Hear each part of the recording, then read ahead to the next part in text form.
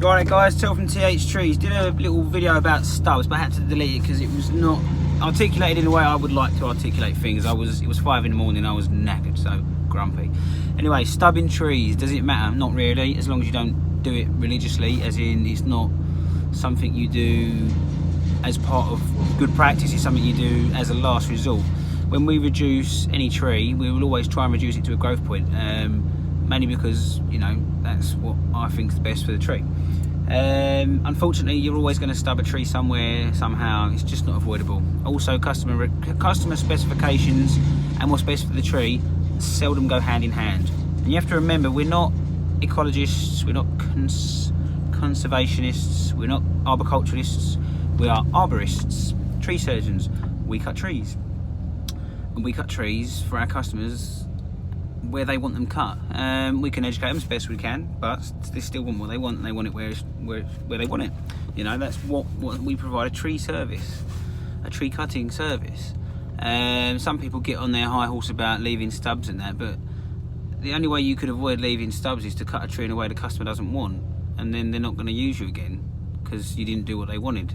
You know, if you bully your customer and try and make them feel bad for cutting their own tree, well, you shouldn't be a tree surgeon. You should go and hug a tree or something like that. I don't really know. I get a lot of these people commenting on some of our posts, and I try to sort of think to myself, okay, are we doing something wrong? Is there a way we can cut a tree without leaving a stub here and there? And I just realised it's just not possible. It's never been possible. I've been doing this 15 years, and I've worked with not shy of 100 odd tree surgeons, and we all stub trees. It's not that we stub them because it's part of good practice. We do it when there's no other option. So we get a specification from the customer, and then we do the best we can at the specification we're given, and we do advise the customer as best we can, but we're not going to make them feel bad for cutting their tree. We've just done a tree now for a really lovely couple. They've got a tree house. They don't want to lose the tree, but the tree is massive. You know, for the size of their garden, they've got limbs that are branch stems, whatever you want to call them, 20-foot long stems that are like 4 inches wide.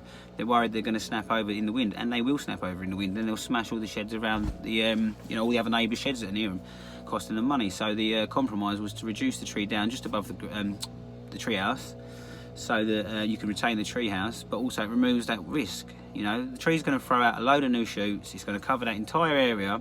Within a year, you would never have known it was cut there, other than, you know, a tree surgeon can tell sort of the thickness of the stub that is left. But other than that, the tree maybe parts of that tree where you've left a stub may rot back a little bit, but the tree will, if the tree's healthy, it will seal itself. If the tree's not healthy, it's already in decline. You cutting it a little bit, you leaving a few stubs, isn't really going to knock the tree out any faster than it was already going to go. So if the tree's already in poor health, sometimes you know, if you leave a stub here and there and it rots back hard, that's because the tree's already in poor health.